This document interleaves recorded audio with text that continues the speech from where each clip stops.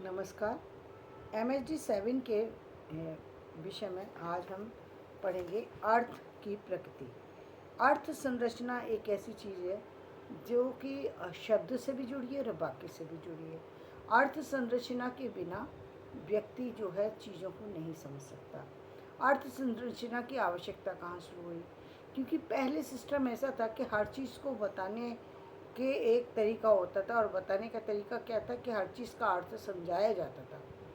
जैसे इंग्लिश में यदि हम कहें कि एप्पल, एप्पल मीन्स सेब, ये हम समझाते थे, ये समझाते थे। इसी तरीके से हिंदी में हम शब्द का अर्थ समझाते थे। जबकि तरीका क्या होना चाहिए? तरीका ये समझाने का ये तरीका ही नहीं है।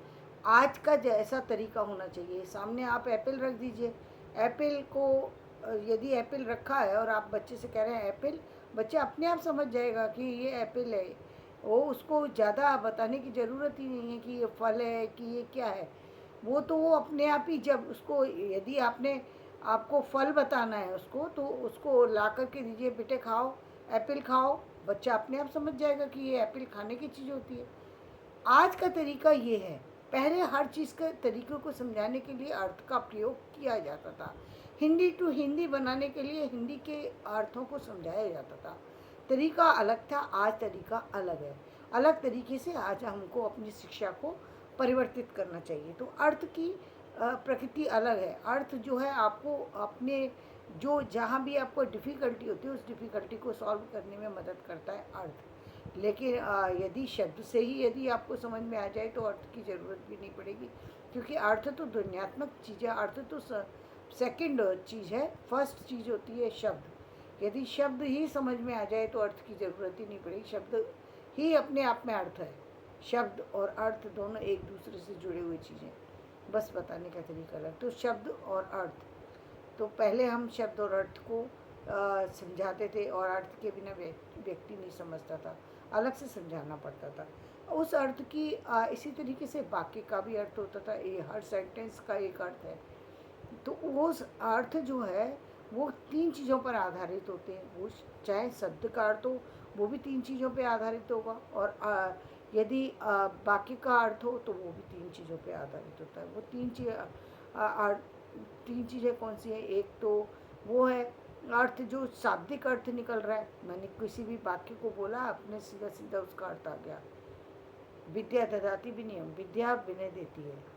अब एक शाब्दिक एक लाक्षणिक अर्थ है कि लाक्षणिक, हमने गाय बताने के लिए उसके लक्षण बता दिए गाय के, तो उसके आधार पर व्यक्ति उस लक्षण के आधार पर पता लगा लेगा गाय क्या कहाँ है और कहाँ पर कौन सी होती है।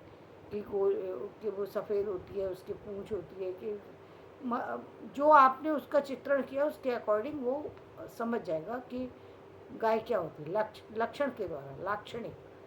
तीसरा होता है व्यंजनात्मक, जहाँ पर गाय नहीं है लेकिन गाय की तरीके से उस चीज़ को प्रस्तुत किया जाता है। इस व्यंजनात्मक ध्वनियाँ, व्यंजनात्मक जहाँ पर चीज़ नहीं है लेकिन व्यक्ति उपस्थित नहीं है, चीज़ें उपस्थित नहीं है, लेकिन फिर भी चीज़ों की उपस्थिति हो जाती है, अपने आप हो जाती है। वंदे मातरम कहते ही जो है अपनी जन्मभूमि के प्रति, अपने स्थान के प्रति, अपने देश के प्रति व्यक्ति का अपने आप मस्तक जो है नत हो जाता है। ये व्यंजनात्मक जो है वो ध्वनि है। तो अर्थ की प्रकृति क्या है? अर्थ की प्रकृति जो है वो कैसी है? वो स्थिर प्रकृति है। अर्थ की प्रकृति स्थिर है, जिसके द्वारा हमें शाब्दिक अर्थ भी महसूस होता है, और लाक्षणिक भी अर्थ पता लगता है, और व्यंजनात्मक अर्थ पता लगता है। लेकिन यही अर्थ जब एक छोटा होता है व्यक्ति, तो बच्चे जब पूछते हैं तो वो कई बार पूछते हैं कि ये क्या है, तब हम उसको अलग अलग तरीके से उसको समझा देते हैं कि ये बच्चा कहता है इसे मैं क्या कहूँ, इसको किस नाम से पुकारते हैं, तो उसे बताया जाता है कि बेटा ये चीज़ है। इस नाम और रूप की ज़रूरत क्यों पड़ती है? देखिए, किसी भी चीज़ को अभिहित करने के लिए, किसी भी चीज़ को पुकारने के लिए संज्ञा जो बनाई गई है वो उसका मतलब ही नाम ही ऐसे ही है। यानी किसी भी चीज़ को आप पुकारेंगे तो कैसे पुकारेंगे? नाम के द्वारा। कोई कोई उसका नाम रखना पड़ेगा, कोई एक पर्टिकुलर उसका नाम रखना पड़ेगा, तब आप व्यक्ति जान पाएगा कि वो चीज़ जो है ये टेप है, ये पेन है, ये पेंसिल है, ये रबड़ है, ये किताब है, ये कॉपी है। मतलब उस नाम रखना पड़ेगा, तब आपको उसका पता लगेगा। तो नाम रखना इसलिए ज़रूरी है। कई बार नाम नहीं होता, रूप की ज़रूरत, रूप के द्वारा भी बता दिया जाता है। इसी को जैसे मैंने बताया कि लक्षण दिए जाते हैं, ये रूप, कि हमने गाय के लक्षण दिए, या हमने प्रकृति के लक्षण बताए, हमने किसी और चीज़ के लक्षण बताए, और सामने वाले व्यक्ति ने उस लक्षण के आधार पर पता कर लिया कि इसका इसका क्या रूप हो सकता है। कौन मनुष्य, क्यों, कौन पशु है, कौन पक्षी है, कौन सा पक्षी है, तोता कैसे बोलता है, कबूतर कैसे बोलता है, कभी बोलियों के द्वारा, कभी शारीरिक रचना के द्वारा, कभी तो रूप, एक रूप भी जो है वो भी अलग अलग होता है। कभी रूप किसी तरीके से जुड़ता है, कभी किसी तरीके से, ये अलग अलग तरीके से रूप के माध्यम से भी पहचान की जाती है।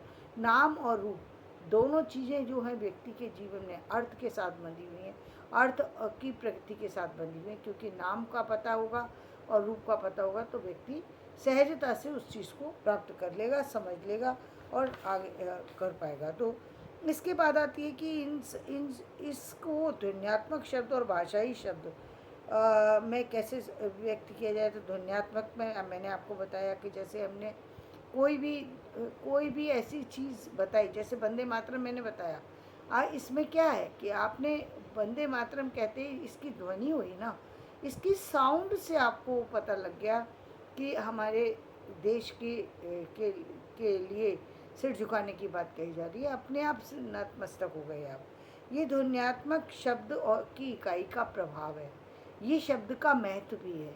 ऐसे शब्दों को गौरवान्वित शब्द भी कहा जाता है। ये गौरवान्वित करने वाले शब्द हैं जो आपकी महिमा को बढ़ाते हैं, आपके यशगान को बढ़ाते हैं, आपकी चीज़ों को बढ़ाते हैं।